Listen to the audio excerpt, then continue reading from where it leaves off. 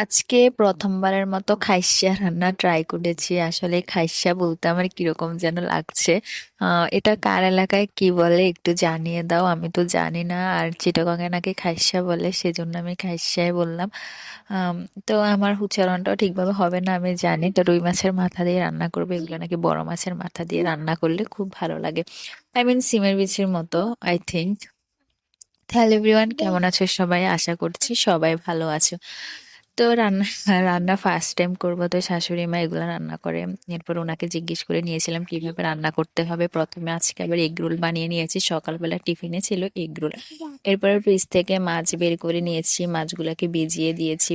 এখানে রুই মাছের মাথা, সবগুলো মাথা দিব, আর কয়েক টুকরা পাঙ্গাস মাছ আছে ওগুলা আরুষি বুড়ির জন্য রান্না করব আসলে।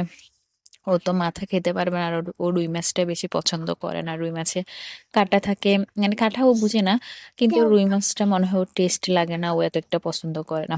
তো সকাল সকাল আগে সকালে তাকে টিফিন বানাতে হবে, টিফিনের জন্য আজকে এগ রোল বানিয়ে নিয়েছি। তারপরে মানে রান্নাটা বসাবো। তো এগরোলের রেসিপি তো আমি অলরেডি দিয়েই দিয়েছি, তাই এখানে আর দেখাচ্ছি না।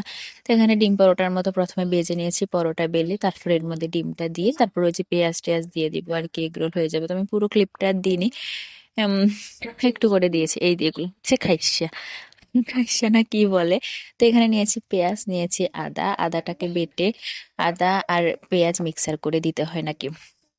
তো এখানে আরুষি বুড়ি রান্নাটা আগে করে ফেলছি। এখানে জিরা সম্বারে দিয়েছি দিয়েছি পেঁয়াজ আর আদা বাটা।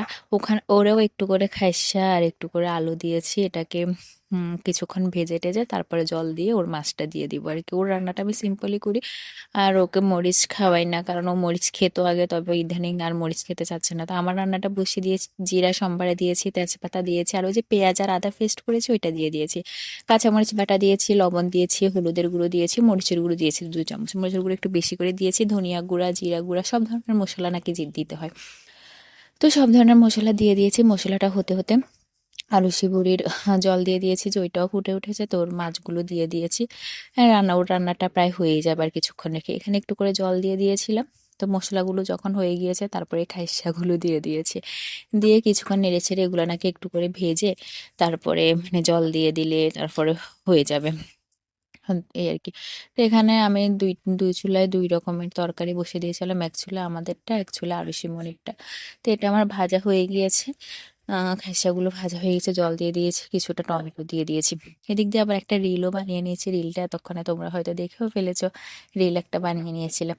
তো এগুলো যখন ফুটে গিয়েছে, জলটা যখন ফুটে গিয়েছে তখন আমি মাছগুলোকে দিয়ে দিব, মাছগুলোকে দিয়ে দিয়েছি। এই মাছের মাথাগুলোকে দিয়ে দিচ্ছি। আর আরশি বুড়ির খাবারটাও হয়ে গিয়েছে, একদম পারফেক্ট হয়েছে। একটু শুকনো আর একটু ঝোল রাখতে চেয়েছিলাম, কিন্তু শুকিয়ে গিয়েছে রিলটা বানাতে বানাতে। আচ্ছা, ও খেতে পারবে, তাই কোনো সমস্যা নাই।